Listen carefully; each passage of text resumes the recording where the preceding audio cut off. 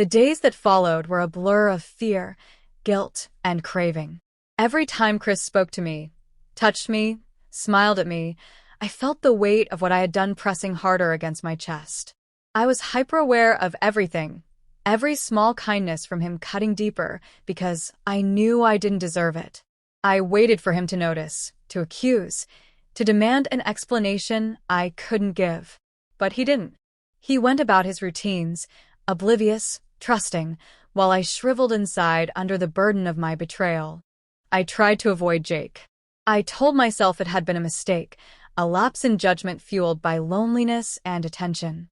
I avoided the windows, ignored my phone when it buzzed with messages I couldn't bear to read. I convinced myself that if I cut it off completely, it would eventually fade into a distant, shameful memory. I thought I had enough strength left to walk away. Jake didn't make it easy. He didn't apologize or plead. He didn't chase me down or make a scene. He simply waited, patient and certain, like he knew I would come back. His texts stayed brief, but potent. Little reminders that he was still there, still wanting, still offering the kind of escape I pretended not to crave. I ignored them for days, but the silence between us only grew heavier, more unbearable. Chris remained himself, steady and trusting. He made plans for our future, talked about vacations we should take, apartments we might upgrade to, all with the assumption that we were moving forward together. Each conversation made me feel sicker. I smiled, I nodded. I played my part perfectly, all while rotting from the inside out. It only took 1 week moment to unravel everything. One night, Chris fell asleep early after a long shift.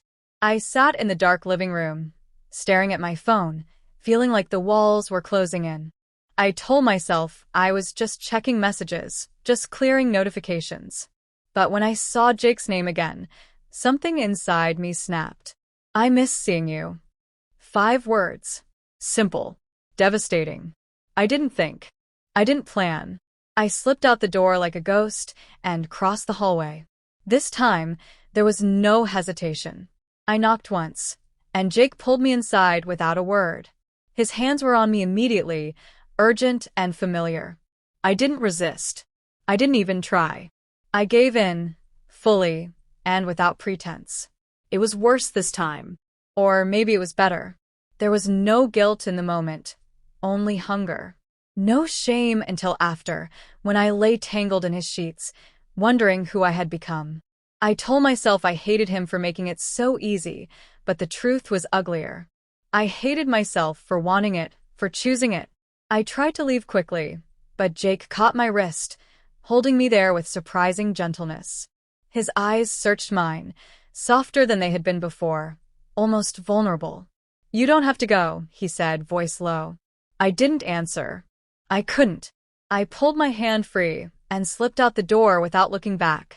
Back home, I stood in the shower until the water turned cold, scrubbing at my skin as if that could erase what I had done. Chris stirred when I crawled into bed, mumbling something incoherent before settling back into sleep. I lay there, rigid, staring at the ceiling, wondering how long I could keep living like this without falling apart completely. The next morning, I promised myself it would end. That I would avoid Jake, ignore his texts, sever whatever fragile threads still connected us. I meant it. I believed it. Until I saw him again. It was impossible to avoid him completely. We lived steps away from each other, breathing the same air, sharing the same spaces. Every accidental encounter chipped away at my resolve. A glance across the parking lot. A brush of shoulders in the stairwell. A knowing smirk when our eyes met briefly in passing. Each moment added weight to the temptation I was trying so desperately to resist. Chris noticed something eventually. Not the affair, not yet, but the distance, the detachment. He tried to reach out, planning dates, suggesting weekend trips, offering small, clumsy gestures of affection. I went along with it, smiling where I was supposed to, laughing when it was expected. But it felt hollow. Forced. The connection between us, once natural and effortless, was now something we both had to work to maintain, and I knew deep down it was only a matter of time before it snapped. Jake wasn't patient forever. After a week of careful avoidance, He cornered me outside by the dumpsters one evening. It was stupid, reckless. Anyone could have seen. But when he stepped into my path, his hand brushing lightly against my waist, I froze. "I know you feel it too," he said, voice low and certain. I shook my head, trying to deny it, but the lie wouldn't form. He leaned in, his breath warm against my ear. "Come over tonight." I didn't answer. I didn't have to. We both knew I would. That night was different. There was an edge to it, a desperation, as if we both knew we were running out of time. Jake didn't ask questions. He didn't make promises. He just took what I was too weak to withhold. And I gave it to him, over and over, until I was too exhausted to think, too drained to feel anything but shame. I stayed longer than I should have. Long enough for Chris to call, worried. I ignored it. I didn't have the strength to hear his voice, to listen to the concern I didn't deserve. When I finally stumbled back into the apartment, he was waiting. His face was etched with confusion, worry, and something sharper underneath. He asked where I had been. I lied easily, automatically. A friend needed help. I lost track of time. I was sorry. He wanted to believe me. I saw it in his eyes. The desperate need to hold on to the version of me he trusted, the version he loved. I let him believe it, hating myself more with every heartbeat. Jake didn't text the next day, or the day after. Maybe he knew it was too risky. Maybe he wanted to see if I would come to him on my own. I didn't. I buried myself in work, in cleaning, in anything that could distract me from the gnawing emptiness inside. Chris tried harder. Flowers, dinner dates, random texts during the day telling me he loved me. It should have made me happy. It should have made me feel guilty enough to stop. Instead, it made me resentful. Every kind gesture felt like a chain, binding me to a life that felt more suffocating by the day. The next time Jake and I crossed paths, it wasn't accidental. I sought him out, knocked on his door with shaking hands and a stomach twisted in knots. When he opened it, he didn't say a word, just pulled me inside and slammed the door behind me. There were no sweet words, no pretenses.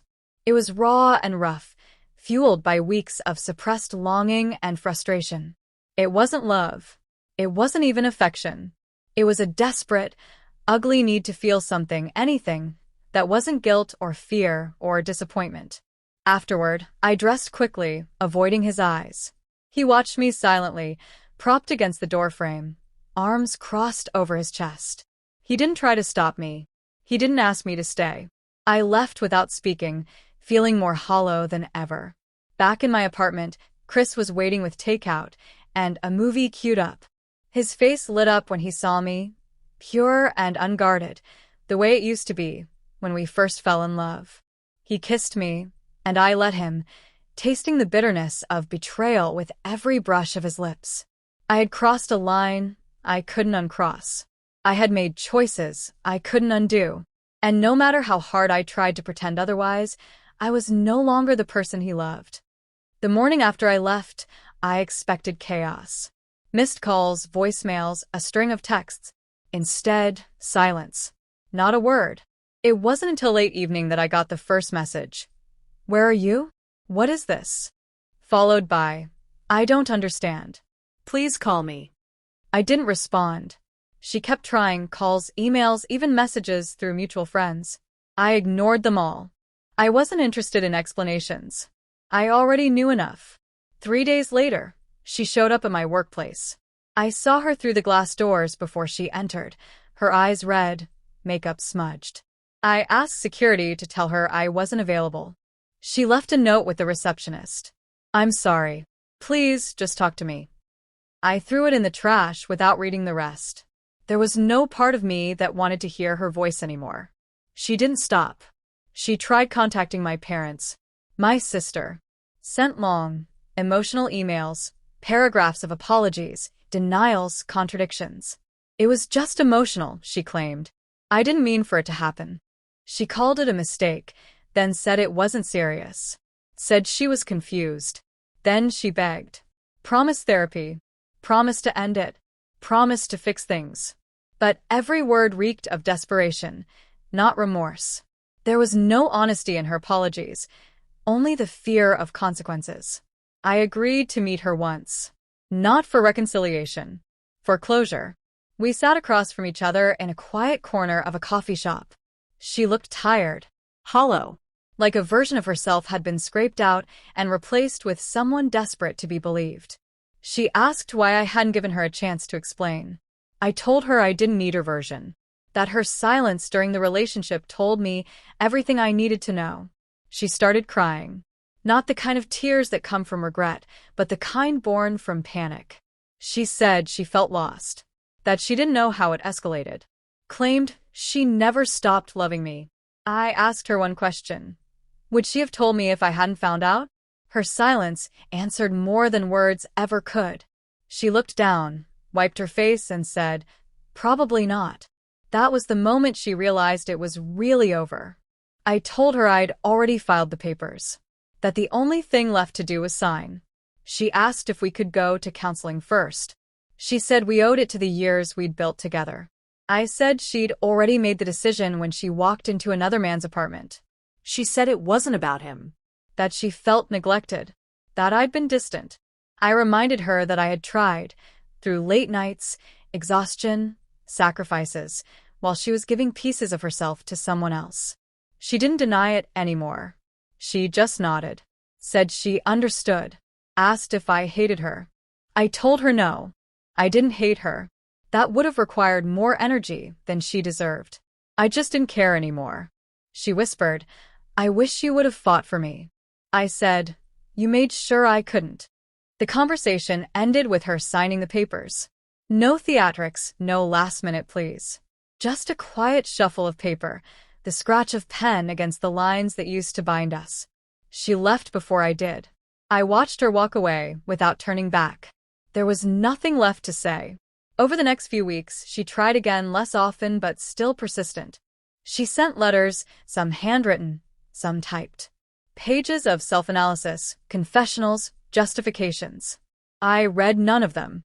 I kept them in a drawer, unopened, reminders of a past I refused to re-engage with.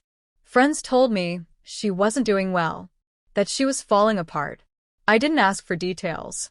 There was a rumor she broke things off with the man she was seeing, that it had ended badly. Some said he was married too. Others said he ghosted her the moment things got serious. Either way, it didn't matter. I wasn't looking for karma. I wasn't interested in revenge. I just wanted distance. Peace. I moved into a new apartment. Changed my number. Left no forwarding address. She never showed up again. She had no way to reach me now, and I intended to keep it that way. There's a finality in silence that words can't match. Let her sit in it. Let her learn something from the emptiness she once handed to me so carelessly. Some mutual friends reached out, asked if I'd consider talking to her one last time. Said she had changed. That she'd gone to therapy. Found religion. Found guilt. Found every excuse under the sun. I told them I wasn't interested. That healing doesn't require revisiting the wound. My lawyer called a few days later to confirm everything was finalized. No contest. No negotiations. Clean break. He asked if I wanted any final documentation mailed. I said no. Let it be done. Let it dissolve like it never existed. I went home that night, poured a drink, and sat alone in the quiet. For the first time in years, it felt like mine. No lies humming beneath the surface. No weight pressing against the silence. Just stillness. That night, I slept without waking once. The silence between us became permanent. She tried reaching out one final time, a long email with a subject line that just said, "Please." I deleted it without opening. Blocking her wasn't cruelty. It was preservation. She had already taken enough from me. I didn't owe her one more second of my peace. But that didn't mean it was easy. The absence echoed louder than her presence ever did. There were days the quiet weighed more than the betrayal. Not because I missed her, but because I had to unlearn the habit of her. You don't realize how much of your life becomes automatic until you have to strip it all away. Coffee in the morning, 2 cups instead of 1. Checking my phone, expecting a message that would never come. Every small detail was a ghost. It wasn't heartbreak. It was erasure. The first few nights alone in the new apartment were the worst. I wasn't used to the silence. No soft footsteps from the kitchen. No half-muttered complaints about the neighbor's dog. No arguments about dishes or bills or weekend plans. Just me. And every second stretched long and hollow. I tried watching shows we never watched together. I changed the layout of my bedroom. I rearranged my life so it wouldn't remind me of her. But the truth is, she was everywhere for a while. Not as someone I missed, but as someone I was trying to forget. Mutual friends started dropping off. Some stayed neutral, some picked sides quietly. A few checked in just enough to say they tried. One of them told me she was spiraling, that she wasn't eating, that she cried during conversations, that she said she never expected me to actually leave. That part hit me, not because I cared, but because it confirmed something. She never thought there would be consequences. She thought I'd get angry, maybe yell, maybe sleep on the couch for a week. But she didn't think I'd walk away and never look back. That's what broke her. Not the guilt. The fact that I refused to play my part in the drama she subconsciously created. I didn't confront the other man. I didn't demand answers. I didn't fall apart in front of her. I didn't ask why. I just left. She was waiting for a performance. I gave her nothing. I found myself remembering small details, not because I missed them, but because they suddenly felt foreign. The way she used to hum while folding laundry. How she always ordered dessert and only ate 2 bites. The tiny, meaningless rituals we shared that now seemed ridiculous. I wondered if she remembered them too, or if she had already rewritten everything in her head. Painted herself as the misunderstood woman who made a mistake but didn't deserve abandonment. She probably told that version to others. Maybe even believed it. I didn't talk about her to anyone. When people asked, I gave short answers. We split. It's over. Don't want to get into it. The more I avoided the story, the more control I had over it. Telling it would have meant reliving it, and I wasn't interested in that. Closure didn't require conversation. It required distance. She sent a message through a friend once. Said she hoped I was doing okay. Said she still thought about me. I asked the friend not to deliver anything else on her behalf. If she needed to talk to someone, she had her therapist or her journal. I was no longer her outlet. There was a strange sense of power in becoming unreachable. I had spent years being accessible, emotionally available, supportive. And in the end, none of that mattered. So I flipped the script. I gave her the one thing she never expected, complete indifference. I saw her once, months later. Purely by accident. She was at a bookstore I walked into after grabbing coffee. We locked eyes. She froze. I didn't. I nodded politely and walked past her. Didn't say a word. I didn't need to. Her expression said enough. She looked like someone who had rehearsed a conversation for months and just realized she'd never get to say her lines. I felt nothing. No anger. No sadness. Just a brief, passing flicker of familiarity. Then it was gone. That night, I finally opened the folder I had kept. Screenshots, printed emails, photos. The evidence I once used to prove to myself that I wasn't crazy. I looked at every page. And then I burned it. Not out of ceremony or rage, but because I didn't need receipts anymore. The story was over. The ending was final. And no amount of rereading would change that. I didn't date for a long time. Not out of fear or bitterness. I just needed to be alone. I needed to hear my own voice again. Figure out who I was outside of husband, partner, the guy who got cheated on. I wasn't broken, just tired. And I wanted peace more than I wanted company. Eventually the nights got easier. The silence became familiar, then comforting. I stopped replaying things. Stopped checking mutual friends' pages. Stopped wondering if she was sorry. None of it mattered anymore. She became someone I used to know. A chapter one wouldn't reread. I didn't feel victorious. This wasn't a win. It was just survival. But there was a quiet pride in knowing I didn't retaliate. I didn't beg. I didn't chase after someone who discarded me so easily. I left with my dignity. And that, in the end, was enough. What she did no longer defined me. But how I responded calmly, completely, and with finality did. It's strange how the end of something so significant eventually folds into the background of your life like it never happened.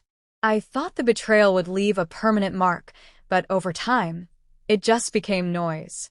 Dull, distant, irrelevant. I never expected closure to come without some dramatic realization or final conversation, but it did, in the quiet, in the monotony of ordinary days that didn't hurt anymore.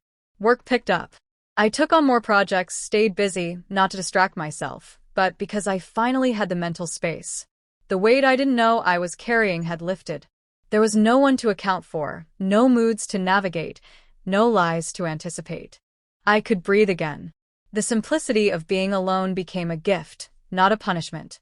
I woke up without anxiety. I moved through my days without constantly analyzing someone else's actions. That freedom, I realized, was worth more than the illusion of love I had clung to for so long. I started saying yes to things again. Dinner with old friends, spontaneous weekend trips, even small talk with strangers. I wasn't looking for anyone, but I was open, genuinely open, for the first time in years. I learned to enjoy my own company. I didn't need someone to fill the silence anymore. That was a turning point. Months turned into a year. The divorce faded into paperwork stored away in some digital file. Her name stopped coming up. People stopped asking. She became a past tense reference, if anything. I didn't hate her. I didn't even think about her unless something reminded me, and even then, it was just a passing thought, like remembering a movie you watched once and didn't care to revisit. I met someone eventually. It wasn't planned. We weren't introduced by friends or through a dating app. We met at a bookstore. Oddly enough, the same place I'd once seen my ex. She asked about a book I was holding and we just kept talking. There was no performance. No trying to impress. It felt easy. Natural. I didn't feel the need to hide anything, but I also didn't feel the need to explain everything. The past didn't control the moment. That was new. She didn't ask about my ex. Not right away. And when the topic finally came up, I told her the truth plainly. No dramatics, no bitterness. Just facts. She nodded and didn't flinch. That's how I knew I was ready, because I could talk about it without feeling like I had to prove something. Without feeling ashamed. She didn't see me as damaged. She just saw me. We didn't rush. I wasn't in a hurry to define anything. I had learned the value of patience, of watching things unfold slowly, of letting people show you who they are without forcing the narrative. She was consistent, honest, present. It was never about grand gestures. It was in the little things, texts that made sense, plans that were followed through, words that matched actions. That kind of stability became more attractive than anything else. I realized then how much I had settled before. How many red flags I had painted green just to keep the peace. How many uncomfortable moments I had rationalized as normal. With her, there was none of that. No guessing. No games. And most importantly, no lies. It felt unfamiliar at first, being with someone who didn't make me question my own instincts, but it became the new standard. We built something slowly. No declarations, no pressure. Just two people choosing each other every day without obligation. I didn't tell her everything about what happened in my marriage. She didn't need the details. What mattered was that I wasn't dragging the weight of that betrayal into something new. I had dealt with it, accepted it, let it go. One day, I looked around my apartment and noticed it had changed. Photos of places I had actually been, not things I pretended to enjoy. Books I'd read, gifts from people who stuck around. My life had become mine again, not a performance, not a compromise, just honest. That kind of ownership felt good. There were moments I remembered how it used to feel, when everything fell apart. The cold realization. The silence that followed. The anger I swallowed. But those memories didn't sting anymore. They were just markers of growth. Evidence of survival. I had been burned, but I wasn't scarred. She reached out one last time. A message from a new number. Said she just wanted to say she hoped I was happy. That she was sorry. That she had finally understood what she did. I didn't reply. Not out of malice, but because there was nothing left to say. Her apology wasn't for me. It was for her. And I didn't need it. My healing didn't require her participation. I archived the message and moved on. Not because I needed to prove anything, but because the version of me who would have obsessed over it was long gone. He had done his part. He endured it. And he walked away. Now, when I think about love, I think about peace. Not passion. Not intensity. Not desperation. Peace. The kind that doesn't require translation. The kind that doesn't come with a disclaimer. I know what I want, what I won't tolerate, and what I deserve. And that clarity came from loss. From choosing myself when someone else didn't. That's what infidelity does. It shatters the illusions you build. But it also forces you to rebuild better. To ask yourself hard questions. To stop pretending. To become honest, first with yourself, then with everyone else. I don't regret leaving. I regret not doing it sooner. I regret the time spent trying to fix something that was already broken beyond repair. But I don't regret learning what I learned. The pain made space for something real. And in the end, that's what mattered. Not how it ended, but how I rebuilt. Quietly. Completely. On my own terms.